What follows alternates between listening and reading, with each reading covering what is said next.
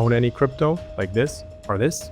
Love to play computer games? So you need to watch out because one of the most famous hacking groups in the world might be coming after you. The Lazarus Group, one of the most dangerous and most famous hacking organizations out there, pulled off a massive crypto heist.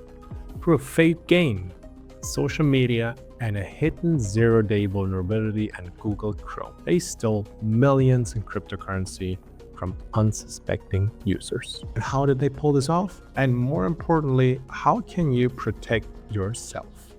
Let's dive in. The North Korean hacker group Lazarus is notorious for their targeted cyber attacks on financial institutions and crypto platforms. In the latest attack of them, at least the public one, they took advantage of a vulnerability in Google Chrome, specifically in the version 8 of JavaScript engine. So what exactly happened? The Lazarus Group launched an extensive campaign on social media promoting a supposed new game aimed at crypto enthusiasts like you, and of course gamers.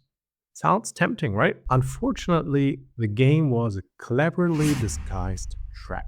The hackers exploited a zero-day vulnerability in Google Chrome, meaning the security flaw was completely unknown, making it especially dangerous. Through this flaw, they were able to install spyware on the victims' devices. The vulnerability in Google Chrome and the JavaScript engine enabled Lazarus to install a malware strain known as Apple Juice. The spyware specifically targeted and extracted sensitive information from cryptocurrency wallets.